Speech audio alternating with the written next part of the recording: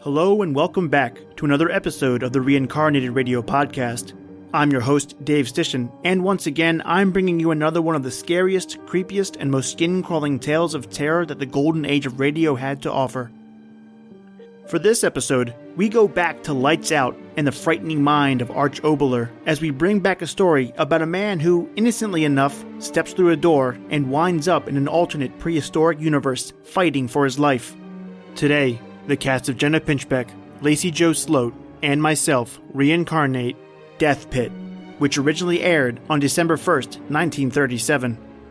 So turn off the lights, gather round, and if you get scared, just remember, these tales scared your grandpappy first, and enjoy the Reincarnated Radio Podcast.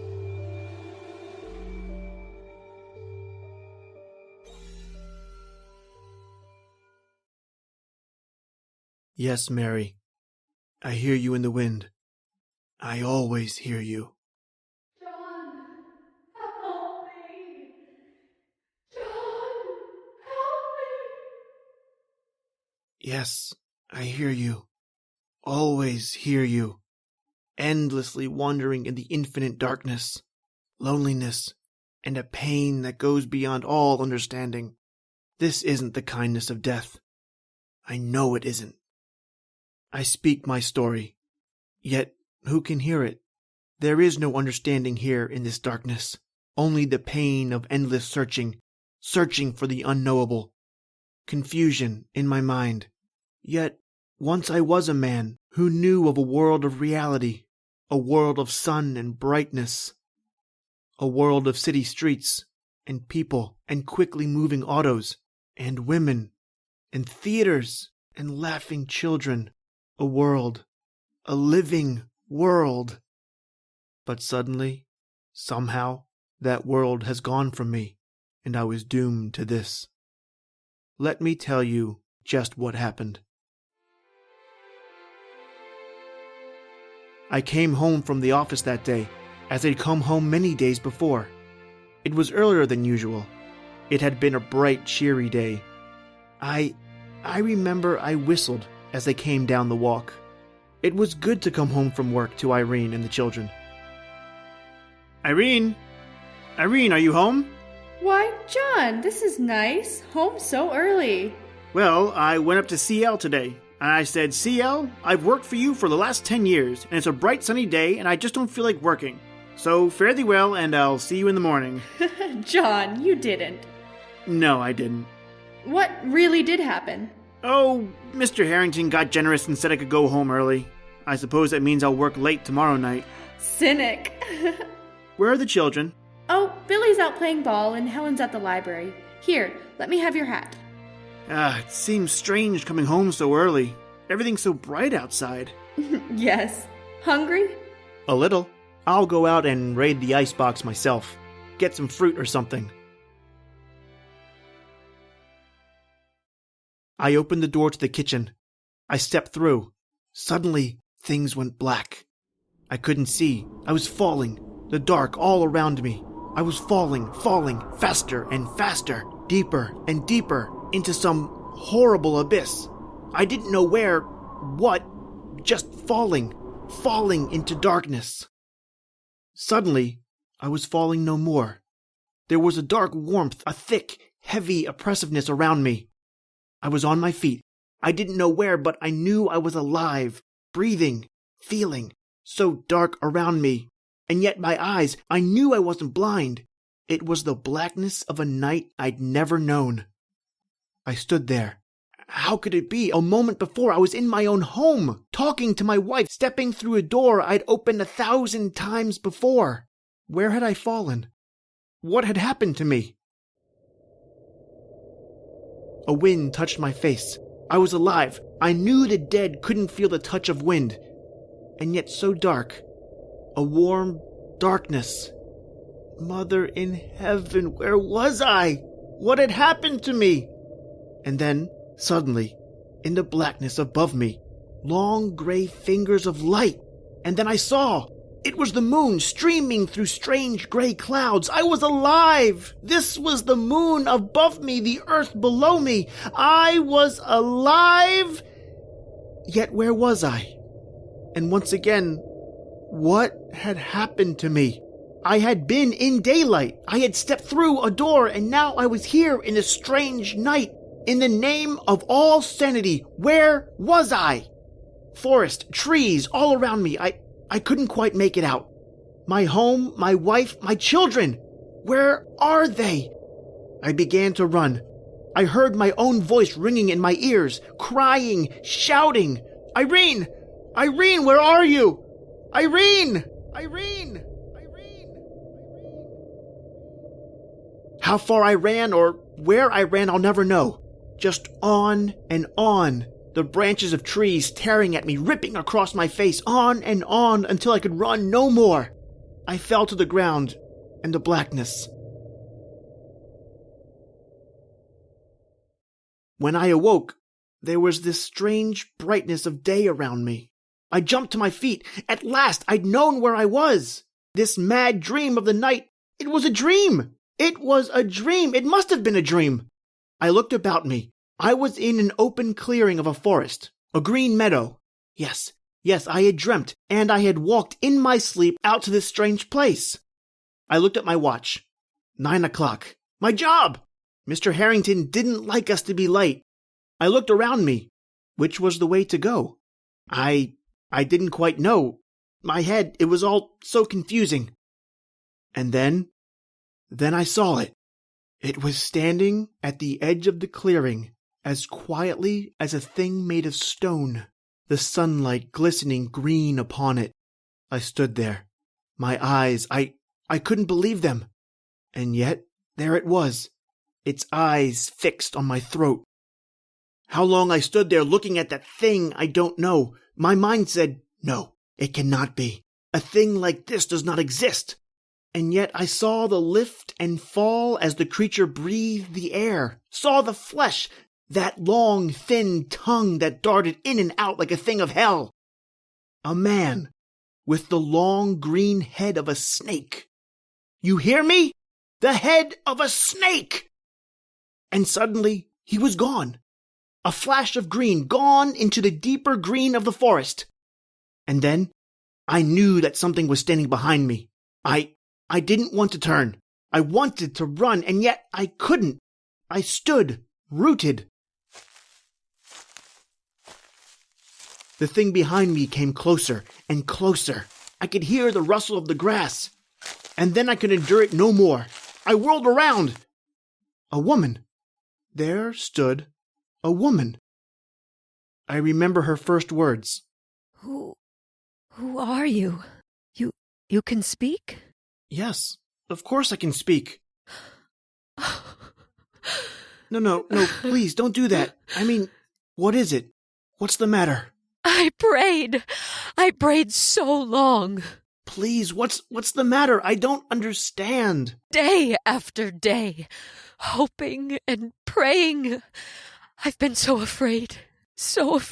Now, please, control yourself. I don't know what this is all about. Who are you? What is your name? Name? I don't remember. It's been so long. You're in a state, aren't you? Come on, I'll get you out of here. Out of here? Why do you say it that way? Where is there to go? The city. I don't quite know how I got here, but we'll go back. The city? Yes, of course. I must have walked in my sleep. I just don't know how exactly. I guess I must be asleep even now. There's no dream as horrible as this. Don't talk like that. You think you walk in a dream? It must be. I just saw a horrible something that couldn't exist outside of a dream. Oh, man. Man, you don't realize what's happened to you, do you? What do you mean? It must have happened to you, as it did to me. What are you saying? Think back.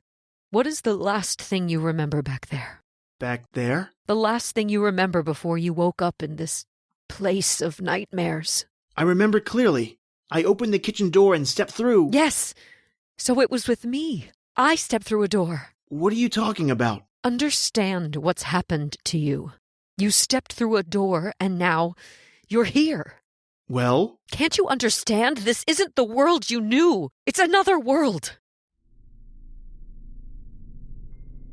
Another world. She said that, and it seemed as if the ground beneath me swayed. Another world. Terrible words. And yet, somehow, I knew they were true words. What had happened to me had happened to her weeks before. She explained everything to me. Everything. And that's the way it was. I opened the door to step outside and felt myself falling just the way you did. And just as you did, I found myself here. But where are we? You say another world. Where are we? Come along this path. Where? Where are you leading me? What's ahead? You look down on a valley. You see the meaning of it all. What are you saying? We must only be a short distance from a town of some sort. This is far enough. Look down there. Could there be creatures such as those if this was your world? Elephants? Not elephants. No, not elephants. They have curved tusks. Mastodons. Yes. How could that be? The mastodons, they're dead for thousands of years. In the world where we came from, yes, but not on this world. Why do you say this world? Where are we? If you know, tell me, where are we? I've thought about it so much. Well, speak. We've fallen back in time. Fallen back in time. Why not? Time goes on, it does not move back. But you've seen with your own eyes. I tell you, it can't be. I think that time flows like a river, forward and backward. You can go upstream or downstream. And we've gone downstream? Yes.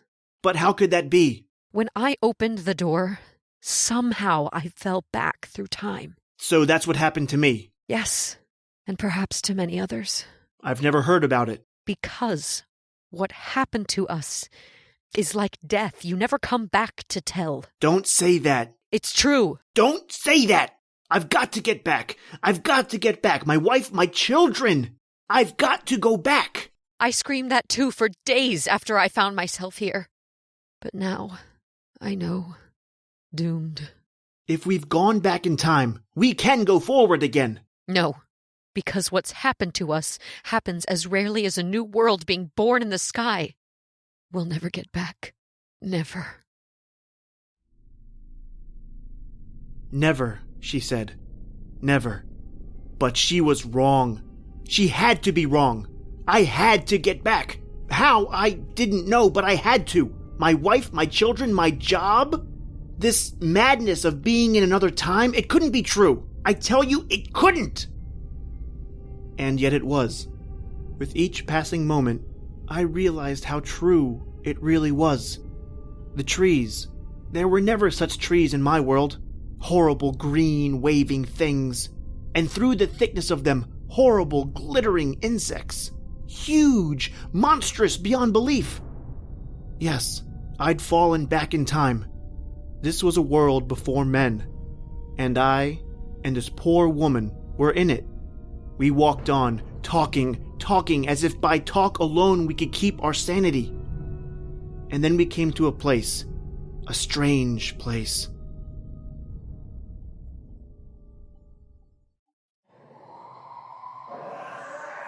What is that? I don't know.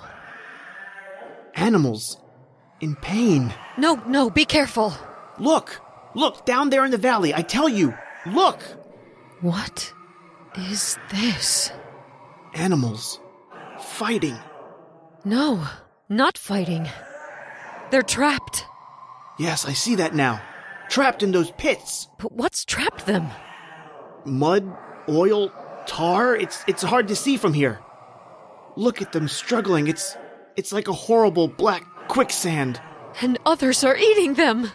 What creatures are they? I've never seen. Now will you believe? Look at them, prehistoric monsters.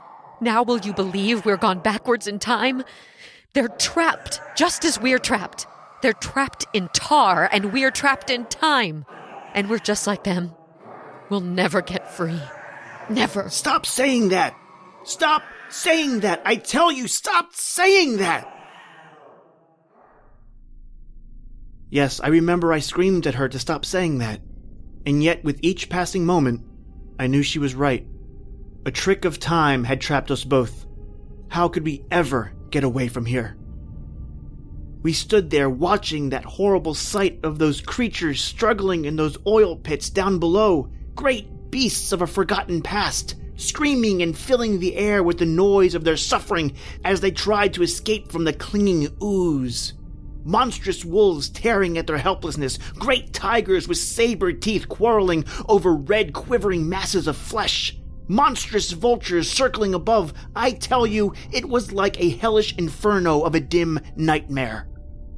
And we stood there watching, fascinated by a sight men's eyes should never have seen, watching until we could no longer stand it. Until we ran away, hands over our ears to shut out those animal screams of suffering. Then at last we were too tired to go on. We sat down on the soft flower-sprinkled grass where it was quiet with a strange silence. For a long time we lay there gasping for breath. And then, at last, she spoke. I remember her words. John? Yes? I remember my name now. Mary. Mary? That's it. Mary, what shall we do? What is there to do? Can we fight against time? I'll go mad. It was horrible, being alone. Why should it have happened to us? Who can tell? It may happen oftener than we think. People often disappear. No one knows what happens to them. Yes? Why couldn't this have happened to them? Falling back into time. Once there was a girl who lived in the apartment above mine. One day she left the house and just disappeared. They thought maybe she'd committed suicide, but I never believed she did. They never did find her body. Perhaps she too went through the darkness back into space. But why does it have to happen to me? I've got a wife, I've got children, I was happy in my work. Why did it happen to me? It isn't fair, I tell you, it is not fair. You must think me a terrible weakling. A man wants to live in the world he was born in, not in a world like this, where no man should be. You're an unusual woman. Why do you say that? No tears. I haven't any tears left. Mary? Yes? You know, I was just thinking, if this is prehistoric times... Wait! What? There's something coming up behind us. I don't know. It's crawling through the grass. I can see the grass tops moving. Should I turn around? Sit still. It's standing up.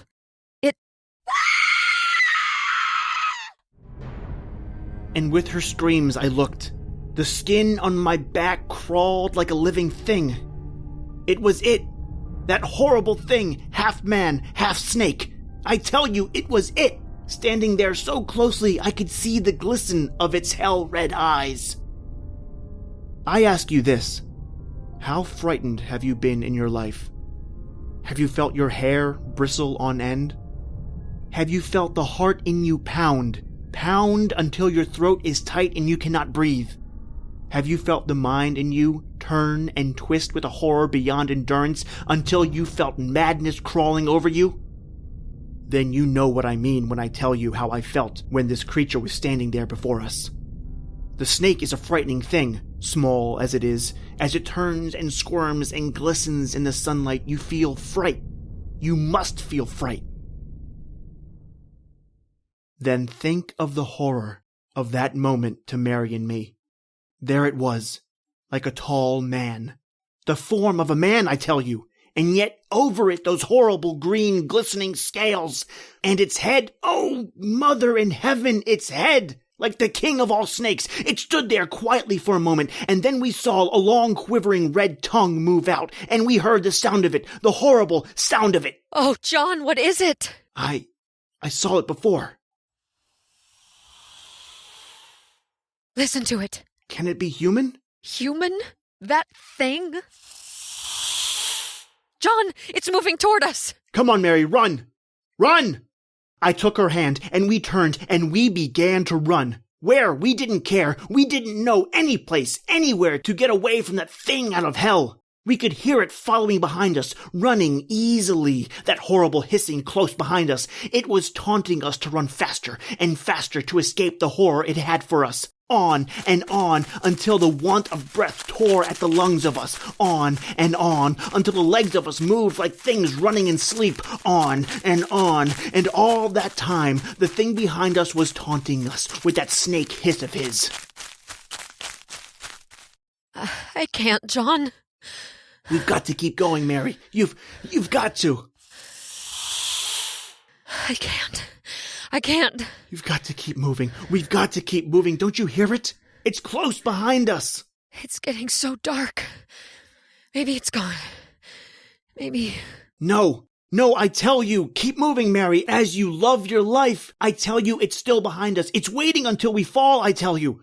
We've got to go on. We've got to go on. We did go on, stumbling, falling, but on we went. Darker and darker every moment. Things of the night began flying through the air, brushing our faces with their horrible slime, chattering madly in our ears as we ran on. Mary begging, crying that we stopped, but I pushed her on. We had to go on. I knew it somehow. I knew it. I can't explain it, but I knew if we stopped it would mean death. A death beyond imagination, just as that snake thing was beyond understanding. On, stumbling, crawling, until at last we could crawl no more. We had no more strength. Mary. Kill me, John. Kill me. Mary. Don't let that thing get me. Not that thing. It isn't here. What? It isn't here. A moment ago it was close behind us, but now, look. John. Don't be afraid, Mary. It's gone. And yet, even while I reassured her, I knew that thing was not gone. It was waiting somewhere in that circle of darkness around us. And all we could do was wait. Yes, sit there and wait for our doom. Oh, running away with it close behind was horrible enough, but now this was even more horrible. This waiting there in the darkness for it to spring upon us. That horrible snake mouth wide, the venom dripping from it in terrible anticipation. Yes, I tell you, the waiting in the dark was the most horrible of all. Have you ever sat in the dark, waiting for your doom as we sat there? Around you, darkness. Thick darkness. You know. Yes, you feel somehow that something horrible beyond all understanding is there at the edge of that darkness, and yet you can't quite see it. You hear a sound behind you. You want to sit there and not turn, and yet, in strange fascination, you turn. And there is nothing there. And you wonder, is there nothing? Someplace in the darkness, another sound, and you think to yourself, oh, this time it's true. It's coming for me. This time it's true. So your heart begins to pound, and your head begins to throb, and you feel cold, with a coldness that nothing can warm but the brightness of day. But it's dark, and there is no day. And you're waiting there for that horrible doom that's coming closer. That's the way it was with us that night. Waiting. Each hour a horrible eternity. And then, at last, the gray of dawn. We looked around us. We were in a circle of grass. Around us, strange tall ferns that swayed in the morning breeze. But that thing was gone. We looked at each other with unbelievable happiness, and we sprang to our feet. We started to speak silly, happy things, and then... Oh, John, it's gone. It didn't... Mary, what? What's that thing moving through the grass? It's come back. John, there's something moving to the right. And to the left. And behind us. Oh, John, it isn't. It can't be. And as she said those words, suddenly the things in the grass moved and stood erect, and we saw... Oh, Mother in Heaven, we saw. There were a dozen of them now. A dozen of those snake things. A circle of them around us. Huge, monstrous, bloated. A circle of them around us, I tell you, red tongues quivering, eyes glistening, taloned hands outstretched as they began to move closer and closer, closing in on us. Kill me, John. Kill me first. No, they won't hurt us. They can't hurt us. We're not of their world. We're not of their time. Things. You. I know what you are now. You're the link. The missing link like they always talked about between man and the reptiles. You're a mistake. A horrible mistake nature made. And she dropped you off and time swallowed up your bones. You hear me? There is no record of you in my world. Stay, things. Stay back. Yes. Then I screamed. I turned. I ran. You hear me? I ran. I left her behind. I heard her scream far back as they closed in on her. John, help me. John, help me. You hear me? I deserted her. Left her to those things. Ran away and left her. Her scream of help ringing in my ears.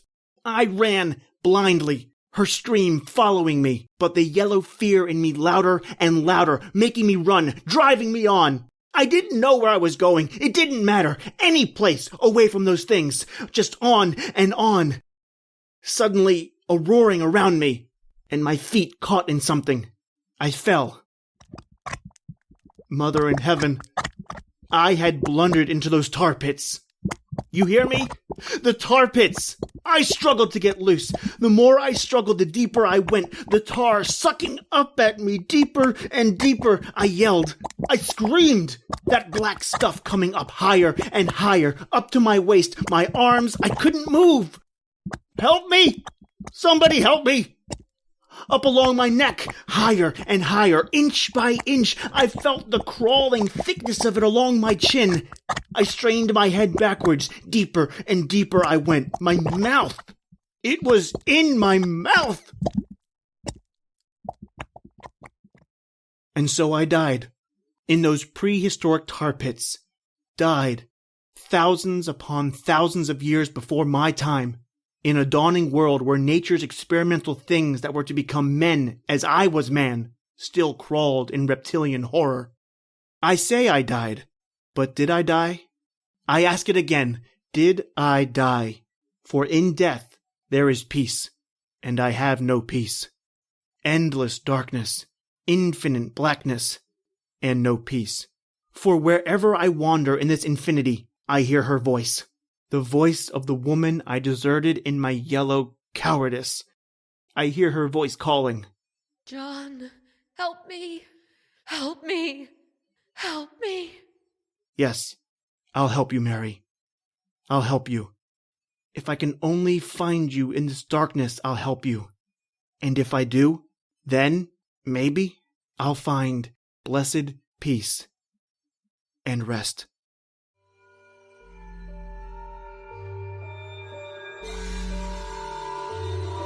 And that concludes our reincarnation of Death Pit from Lights Out and another episode of the Reincarnated Radio Podcast. I'd like to thank my cast for helping me bring this script back to life. And new episodes of the Reincarnated Radio Podcast can be found every Thursday on PodBean, Apple Podcast, Google Podcast, YouTube, and Spotify. Be sure to follow us on Instagram and Facebook so you never miss an announcement. And don't forget to leave us a review. Tell us what you think. Hopefully we raised a hair or two. But for now, that's it for me, Dave Stishan, and the rest of us at the Reincarnated Radio Podcast, where we scared your grandpappy first.